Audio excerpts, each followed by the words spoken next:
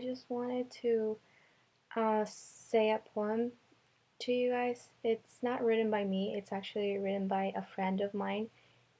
She gave it to me to read a couple of years ago. I think it was 1 or 2 years ago. And I thought it was really nice. Somehow I could make a connection with it. This is it. I'll just.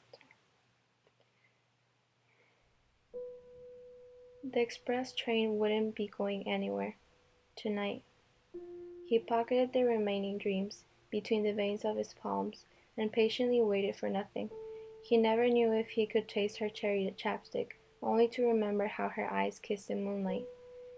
His addiction to her farewell kisses are now urgent, her DNA engraved between the corner of his two dried lips.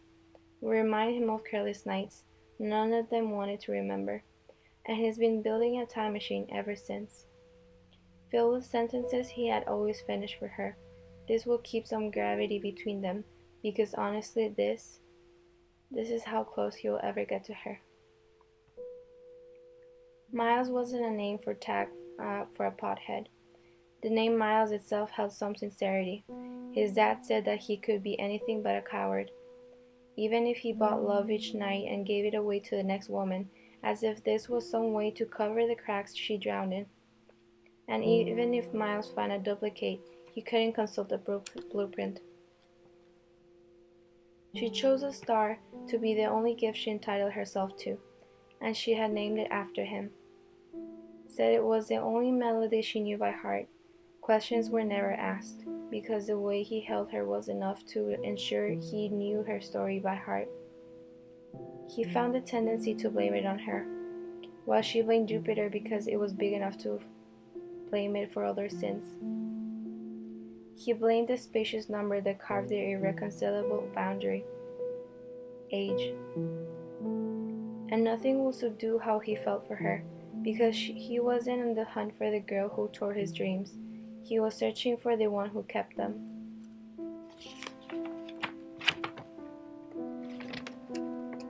Eight had never been a lucky number. It was too even, too dense, and too screwed up to begin with. He knew that every shot he pulled wouldn't bring him any more closer to a soul too attached to God, too purified, too loved, too hollow. To a love she was forced into and a society born of hatred, of mixes spit on by a nation too concrete. Don't love me, she repeated. His soul was too stubborn to agree, because trust didn't sign his birth certificate. Two concepts that he had been taught was sins and God. God, God, God. He asked, no reply. His sins stabbed her body, and her God whispered in his ears, told him to purify beauty. Miles held her insecurities as they wrapped around his chest hairs, and he freed them. 8 had never been a lucky number. It was too even, too dense, too screwed up to begin with. Love was an ideology they had both created. 8 had never been a lucky number.